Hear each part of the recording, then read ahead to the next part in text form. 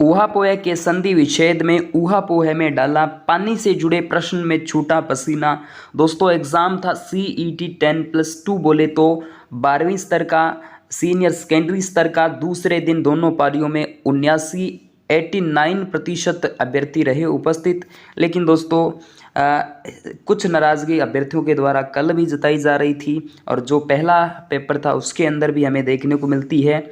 युवा संबल केंद्र की अग्निपथ योजना से जुड़े प्रश्न ने भी उलझाया है विद्यार्थियों को। राजस्थान चयन कर्मचारी बोर्ड की ओर से जयपुर में कॉमन एलिजिबिलिटी जो एंट्रेंस टेस्ट था CET का सीनियर सेकेंडरी में दूसरे दिन बुधवार को उदयपुर में 88 केंद्रों पर परीक्षा लगभग, ये दोस्तों आपने देखा होगा, वैसे टेलीग्राम के अंदर भी डाल दिया होगा।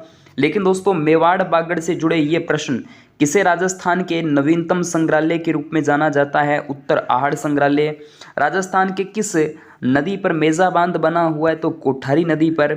1903 में बिजोलिया किसान आंदोलन पर चौरी कर किसने लगाया? तो दोस्तों यहाँ पर राव कृष्ण सिंह ने। और कौन सी परियोजना? जल विद्युत शक्ति परियोजना। दोस्तों इस तरीके से प्रश्न माही और मेवाड़ से जुड़े माही बजार सागर इसका राइट आंसर है। यानी जो आपका दक्षिणी राजस्थान है यहाँ से जुड़े प्रश्न हमें देखने को मिलते हैं कि प्रश्न कम विज्ञान और मोस्टली हम देखें तो विज्ञान और गणित वाले जो अभ्यर्थियों का लाभ है वो संभव हो सकता है। इसके अंदर नेगेटिव मार्किंग के मायने समझना जरूरी। दोस्तों यहाँ एक्सपर्ट की अलग अलग बातें कही जा रही है। दूसरे दिन राजस्थान लोक कला, लोक देवी देवता, लोक देवताओं और भारतीय संविधान की धाराओं से संबंधित कई प्रश्न पूछे गए।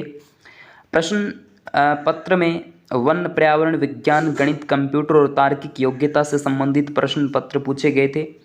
परीक्षा में ऊहापोह शब्द के संधि विच्छेद के प्रश्न ने विद्यार्थियों को भी ऊहापोह में डाल दिया।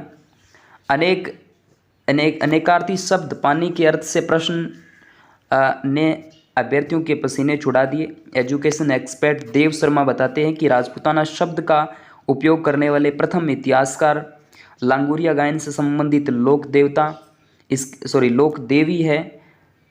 और राजस्थानी महिलाओं द्वारा दांतों के बीच मध्य पहने जाने आभूषण जिसका नाम पिन कह सकते हैं, कील कह सकते हैं। तो ऐसे प्रश्न जिसमें आपको बताइए चूंपी था।